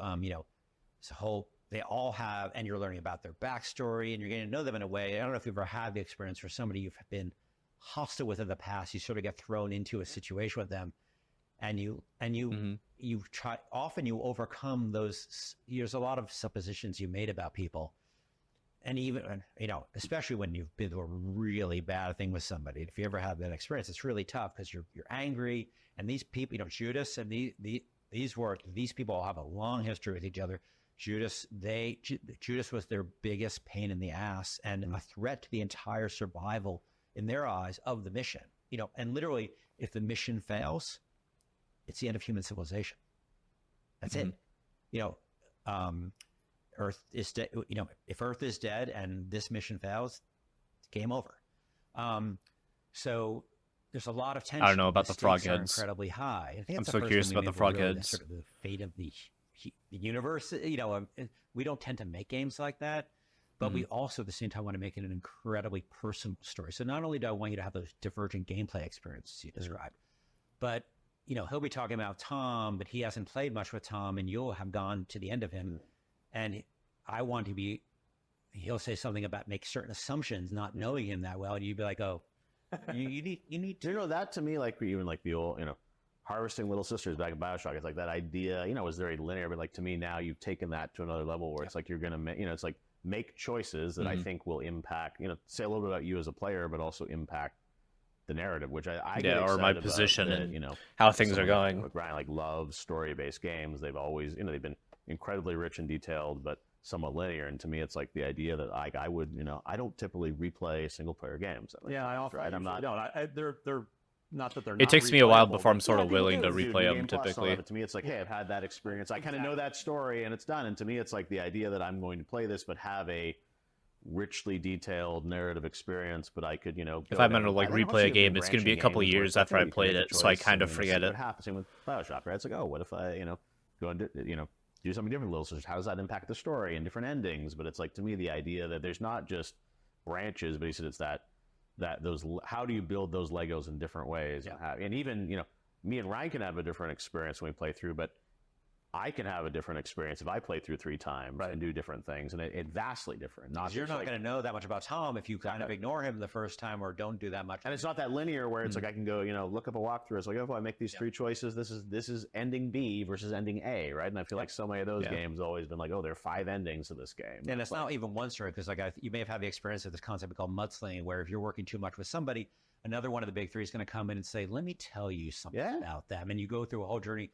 And you wouldn't necessarily learn that if you're you don't have to do that. No, I guess like I think FT like dropped an audio log that was against someone else, and it's like they're trying to convince you. So that interplay. I mean, one question for you is like and not to spoil it, but obviously it kind of goes in a bunch of directions. Is it the kind of game where then it kind of comes together and it's like, oh, there's ending A, B, C? Because you as a storyteller, like you obviously it's more open-ended, but you do have a narrative you want to tell. He's not going to answer this question. So divergent that like not specifically. Like how do you He'll try and dance around it. Compelling story. So we started this game, like I remember, I've talked about this before. On BioShock, I didn't really want the 2 different endings, and that was one of the few concessions. The publisher didn't make too many demands on us, so I don't want to say they were overbearing, but that was one that they really wanted. I had heard about that. Have my heart in. I don't think those endings were super great. They wanted the 2 endings. They wanted the 2 endings, and I've heard about that there's like a couple things that the concessions he had to make when one of them was 2 endings, and then obviously, I mean, one of them is like whatever, and then the other one's the happy ending, then the bad ending. Ambiguous ending, and let the player do a lot of the work in their head. Where here, wait, what would your ending to BioShock? Oh, I never been long enough that we can. But I kind of felt I want to hear that. I mean, it's tricky, like not get too far into BioShock, but it's a complicated world because you are like potentially harvesting little sisters, and I don't harvesting children and killing them. We're not really trying to say harvesting kills them. You should think about things. Our games, we tend to like games that don't answer questions for people, but ask questions. We're trying to say objectives. In BioShock, the Ayn Randian objective is we're really trying to say this is good or bad. Right. We're trying to say here's the consequences of your actions. But it's like let it play. Here's an honest telling. I think if you brought this into the real world, even as fantastical as BioShock is, for real human beings who are trying to hold up these ideologies, it gets much trickier. So same as in Infinite, where here there are, I won't go into any detail, but you can end up in pretty different places depending on your choice. You end up in pretty different places. Okay, so it's right. It's divergent, but obviously, I mean, because that's the thing is like it's not fully on rails, but you obviously have a story you want to tell and kind of bring it to some conclusion. But in this way, it's less linear. About I assume there's a ton of different endings than you can get. But it's like there are multiple endings, and depending on what you do in the endings, can be quite. I mean, I'm not going to do too much. Yeah. There are some substantial differences, and that to me gets you say. I was going to say that's obviously a territory he wouldn't want to talk about pre the game coming out. Obviously. But they're kind of questioning down that line, and I guess he kind of had to give the answer of, there's, which I mean, you could kind of guess already based on how they've talked about it, is that there's multiple endings.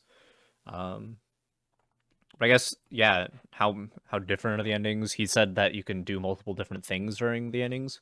They can be pretty different what you do. I was asking like what player wants to go. To me, it's like if there is a game that can accomplish that at the fidelity and the writing quality of what you're doing, it's like, hey, maybe I could play this thing 4 or 5 times. That's the problem. A lot of single player games now, publishers also say like, oh, well, people play through it once and they're done, and that's why everything has to be a live service. Proposition that you talked about at the top of the interview, right? When you were a kid and were working an hourly job, and you wanted a lot out of that game that you spent. No, that's to me in some ways. This concept can it reinvent the single player in a way where it is replayable, and I could buy a single player game and say, oh, I'm going to play this 5 times this year. Have a different experience. Exactly. No game has really hit that bar for me. Some of my favorite single player games, like XCOM, I feel like one of the closest ones is Baldur's Gate. Although, granted, there's so much shit in Baldur's Gate, but I feel like it consistently ends in the same way. But I can't think of any other really game that kind of sounds like it does what Judas does. I see a huge fan, and both the original and Jake Solomon's redesign and Civilization. Those are huge games to me, and those are also built actually modularly, right? Like they don't have a discrete narrative like we do, but I took a lot of inspiration from those games, because they're like, their map is being constructed at runtime, and our maps are, are largely being constructed or, put together from individual elements at runtime.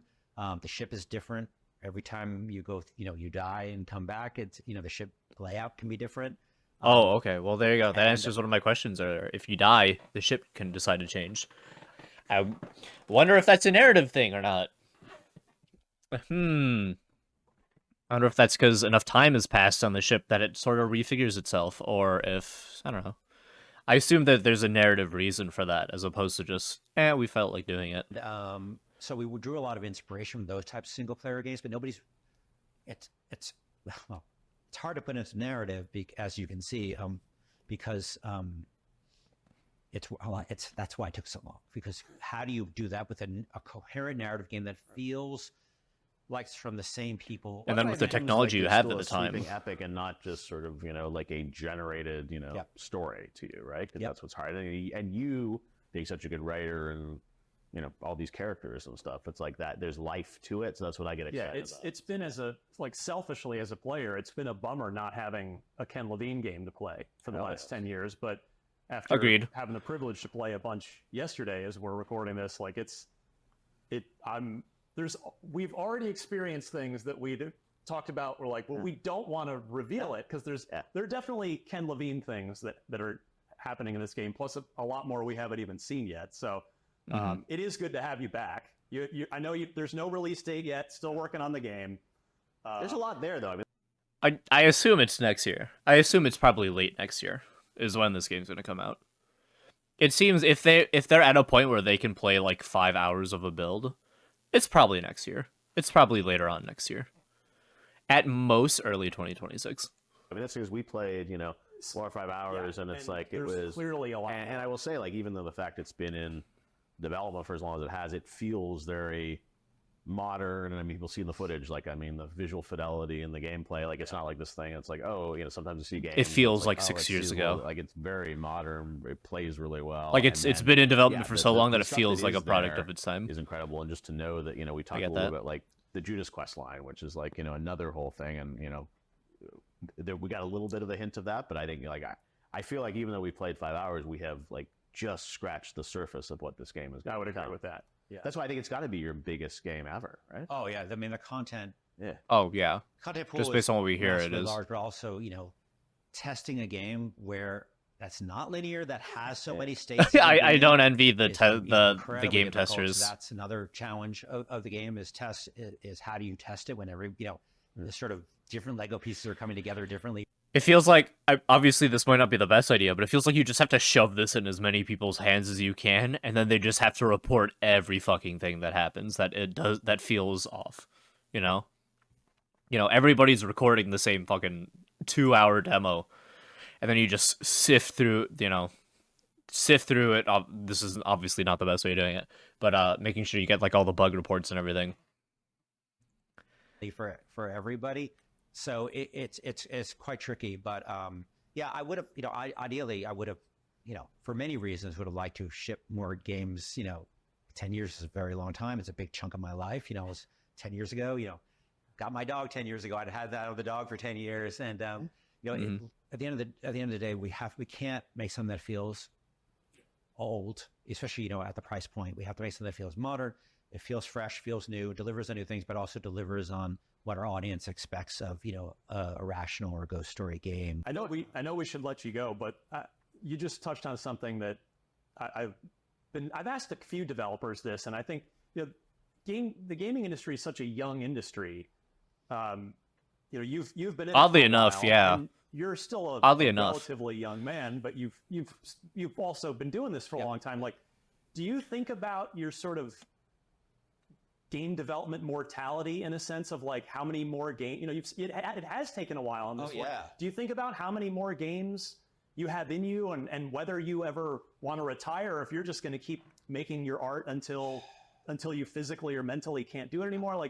Do you think about that at all at this point in your career? I have no interest in retiring, so as long as people continue to give me money to make games, I think I'm going to make them. And maybe one day I'll have a change of heart, but it's so central to my life.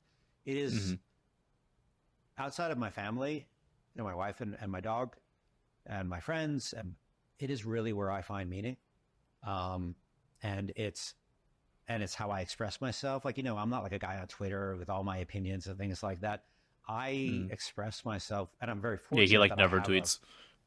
And the team has a venue of expression, and that we're, not as an artist, and having been for a long period of time until I got lucky, a not very successful artist.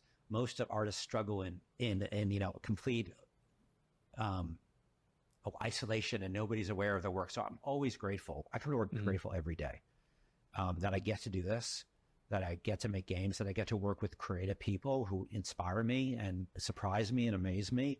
It's hard, making games is really hard. And as you get older, it doesn't get easier. And 10 years, I'm looking at my life, and I'm looking at my age, and I am aware That's a chunk of your life. Yeah. At the end, you can't let fear drive you. I think as an artist, you just got to make the right thing.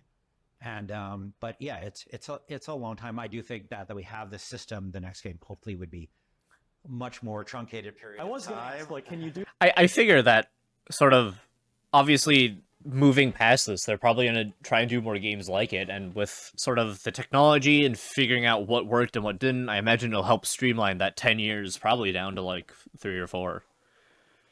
Unless it, there's like 70,000 bits of dialogue, and then, do 10 years that might take forever. I'd certainly rather But I feel like you have this thing is the system. To me, it's like, if this works, I think, you, but also other developers, like this concept, I think could be really, if it really works and it as resonant, right, to players as it could be, that's really exciting. That I think can, in some ways, birth a whole new sort of genre of single player games. And what's cool, I'm guessing this is the case for you. I imagine you feel this way. I feel this way. Like, when you've been doing something long enough, like, you probably feel more confident in your abilities as an artist now.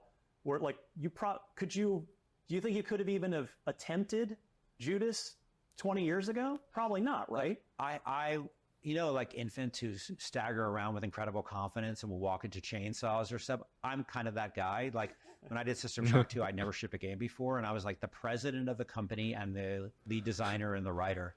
And I just like, oh yeah, I can do this. And I had no idea. So like, there's irrational confidence guy. There's a bit of irrational confidence I think you have to have. And then System Shock 2 came out, and it was widely acclaimed. Failing forward. That I'm going to make mistakes. I know I'm going to make mistakes. You guys have seen things in the game that we tried. We kissed the frog. If the frog didn't turn into a prince, and we abandoned it. And that's how I work quite often. And unfortunately, I'm in a place where I there's a ton of that in the other games. The right thing. But generally, look, everybody has those dark nights of the soul where you're like, oh my God, what am I doing? This thing's a mess, a disaster. At points, every creative work anybody's ever made, you have those moments. When you do it for this long, you eventually try to say, if I beat on this problem, I'm going to, if the team beats on this problem, we're going to solve it. Because generally, if you have smart people and you have a reasonable period of time, you can solve most problems. But yeah, there are definitely times where you get overwhelmed and you just have to sort of go back and say, look, let me talk to the Ken who was in the middle of System Shock 2 and it was freaking out at 4 a.m. because the whole thing wasn't working. And the journalists, we did E3 and the mouse was inverted and the frame rate was terrible. We had to take out the guns at the last minute because Columbine had happened. And you're at that show floor and everybody's coming up and nobody likes the game and you feel like a loser. And sometimes that's going to happen. Sometimes you eat the bear, sometimes the bear eats you. But I find that as long as you keep your wits about you, you can solve most problems. So in this 10 years, like, has it been at a certain point, as you sort of get older and everything, you kind of like learn when, like, oh, when should I listen to what the fuck my brain says? My general rule is the second that the sun isn't out, you should stop listening to your brain. If it's being like incredibly negative towards you, because it's probably, it's probably wrong. That's how I feel. Because, God, there's plenty of times where it's like, hey, it's 2 a.m. I feel like shit. What the fuck am I doing with my life? And then I kind of ignore it. I'm working on it. Sense for you Things that, are like, going. you're always moving in the right direction. You said some dark days, but like in those. But like, that's really, some good words Mike from him a couple on years this. ago, and you said, I am finally ready to do a trailer, finally announce it. Like, that to me was a great sense of confidence from you that, like, you kind of knew you had sort of cracked it, right? But like, did you always feel like you said, like, with enough time and resources, you can eventually get there? But I imagine a problem like this, like, was there a point along here where you're like, actually, I don't know if this is going to work, or I just No. want to ship this thing? I had that moment on Infinite. Absolutely. I had a moment, I had many Dark Nights of the Soul where it was a very tough development, much tougher development than this game, and where I was like, I don't know if I can land this. Oh man, looking at all the Infinite stuff, because Infinite's my favorite game. Again, I have looked at tons of the cut content and tons of stuff. Boy, there is a ton of shit in that game. There's a ton of like differences and everything, and things that they initially wanted to go for, and then just it totally fell through. Totally realized it just wouldn't work. Like really late in the development. Like initially, the game was supposed to be a multiplayer game. It'd be like a versus, like a faction versus, and like you'd be doing like missions for your factions and everything. That's the initial idea behind BioShock Infinite. You know, and obviously that fell right through the floor. So there's tons of stuff like that. This thing. And of course, you can't tell anybody that when you're in that experience, because the boss comes in and says, I don't know, we can land this thing. What's the team going to do? So, you know, to some degree, that's useful, though, because you then have to convince yourself that you can land it, and then you convince other people, and we landed it. Yeah, and then game, it's because incredibly of the process, acclaimed. Because of the slow ramp up, because we have a I know core people have team started of, turning around their you know, opinions genius on it, but creatives. I have a lot of confidence in them. it's still an and I incredible never had any game. doubt we Fuck would you. land it. The question was like how long it was going to take, and I didn't think it was going to take this long. But we, you know, the reason we're now, you know, we get to the point where we can show the trailer, show the look of the game, right? Show the characters. We knew we were confident that was going to be pretty solid. You know, You here's guys some played of the gameplay. Most, you know, there's a lot of tuning, tweaking, content, you know, pacing, all those things we have to, that we're still continuing to work on. But we have a system that allows us to tweak that stuff infinitely. But you know, I'm as confident. You know, what you've got, and wanna then predict the Ryan will test this too. I think it's like, it's also nice that, you know, you like revealed a few years ago, we got to play it. Like you said, like so many games now, it's like reveal, oh, shipping in 2 months or whatever. And it's like, but there is the Which core I of don't something mind. amazing. I think that's not a bad thing, though. I think I get what he's going for, but that's totally not a bad thing. I think radio silence can be really good for a lot of games. Because then there's other games that like fall into the, hey, we announced this. 3 years later, what the fuck's happening with this thing? Metroid Prime, that game got announced, what was it, 5 years ago? We have heard nothing since. You know, that game shouldn't have been announced. They had like a piece of paper with Metroid Prime. Somebody made a logo like 10 minutes before the direct, and then they were like, yeah, put it in. We're making this.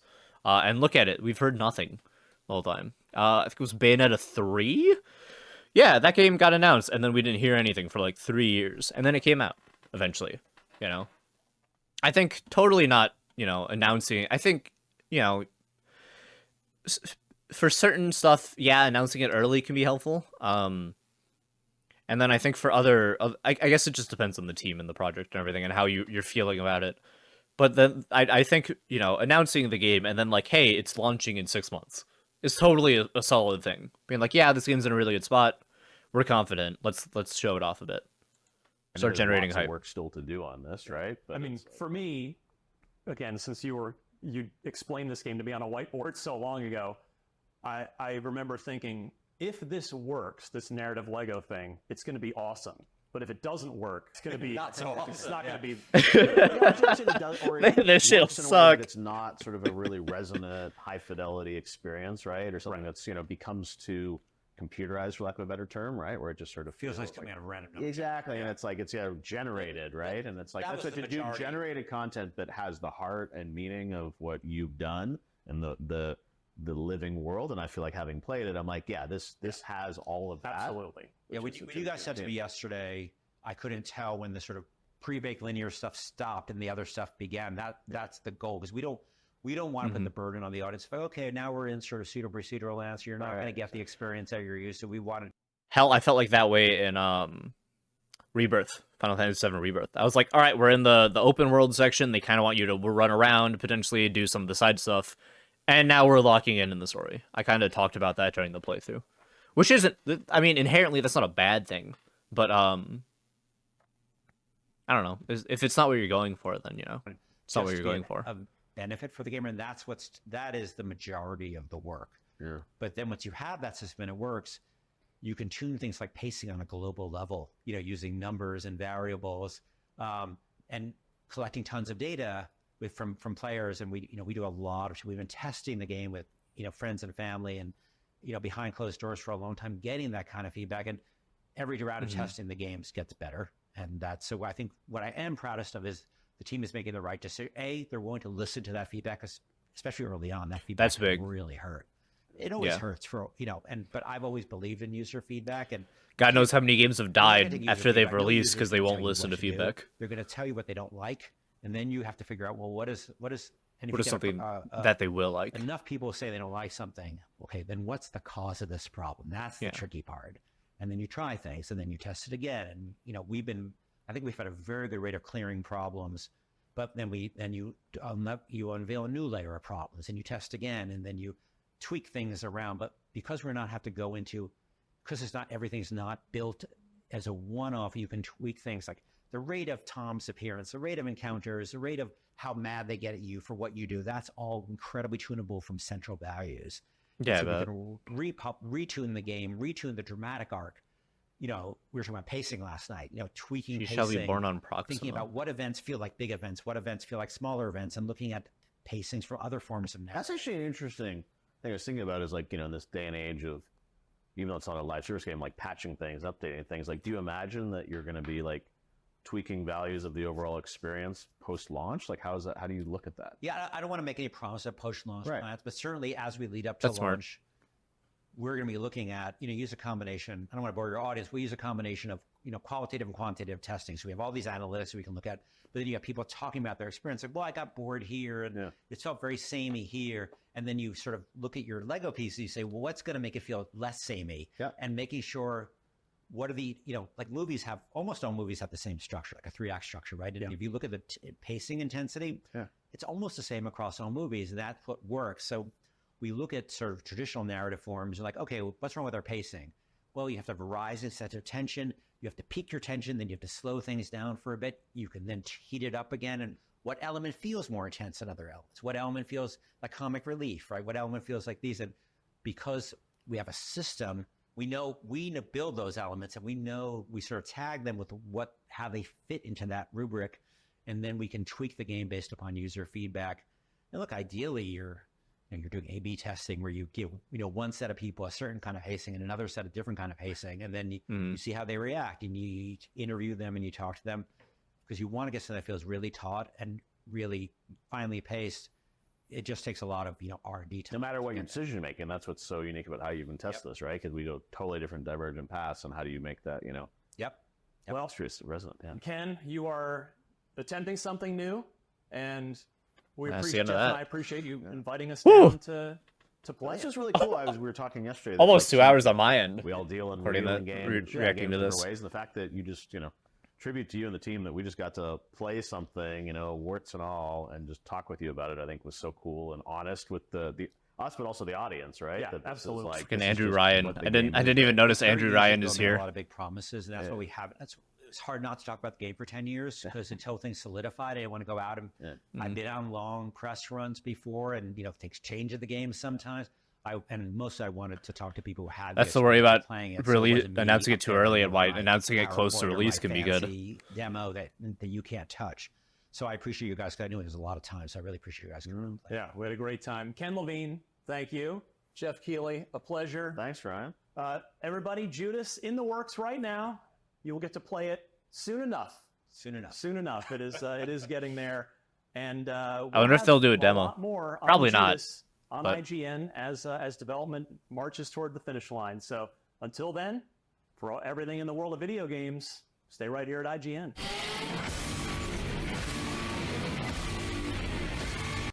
Damn. All right. It's getting late, so let me quickly wrap this video up here. Cool. I'm super excited. I'm sure the game will be great. If everything that they're talking about they end up delivering on, I'm sure it'll be really good. I assume we'll go radio silent for the most part on this game for a while. We might see maybe like a trailer or something during like the E3 season, which I don't know what they call it now, but it's E3 but online at this point. We might see a trailer again, Game Awards, but for the most part, I assume it'll just be radio silent. But once more stuff comes out, you bet it's gonna be on this fucking channel. Boy, am I excited! But yeah, that'll be it for me tonight. I will catch you guys later. Bye bye.